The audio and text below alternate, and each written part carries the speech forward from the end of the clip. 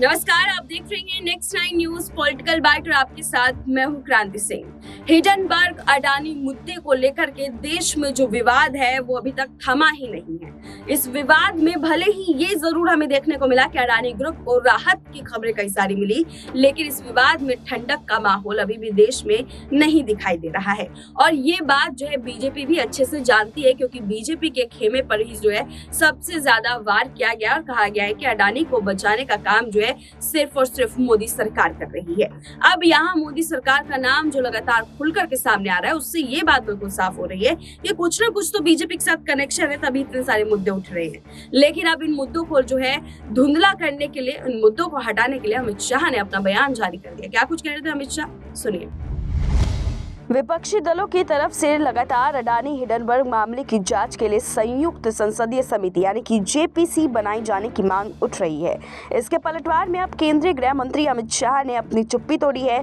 शाह ने कहा कि सुप्रीम कोर्ट ने पहले ही मामले का संज्ञान लिया है और एक जांच समिति का गठन किया है।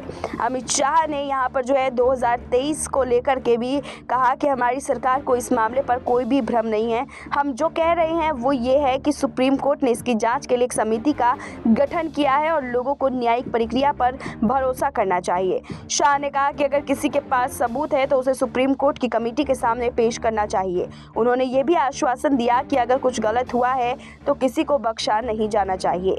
शाह ने कहा कि अगर विपक्ष बातचीत के लिए आता है तो संसद में मौजूदा गतिरोध को हल किया जा सकता है। अगर विपक्ष 2 कदम आगे बढ़ता है तो सरकार 2 कदम आगे बढ़ेगी। शाह ने यह भी कहा कि कुछ ऐसे मुद्दे हैं जो राजनीति से ऊपर है और यहाँ तक कि पूर्व प्रधानमंत्री इंदिरा गांधी ने भी विदेशी जमीन पर घरेलू राजनीति पर चर्चा करने से इनकार कर दिया था। शाह ने कहा कि दोनों विपक्षों के अध्यक्षों को सामने बैठाकर और चर्चा करने दें, उन्हें कदम आगे बढ़ाना चाहिए और हम 2 कदम आगे बढ़ाएंगे, फिर संसद चलना शुरू हो जाएगी। लेकिन आप बस प्रेस कॉन्फ्रेंस करें और कुछ ना करें, ये ऐसे नहीं चल सकता। गृह मंत्री ने कहा कि केवल सत्ता पक्ष या केवल विपक्ष से संसदीय प्रणाली नहीं चल सकती, क्योंकि दोनों को एक दूसरे से बात करनी होती है।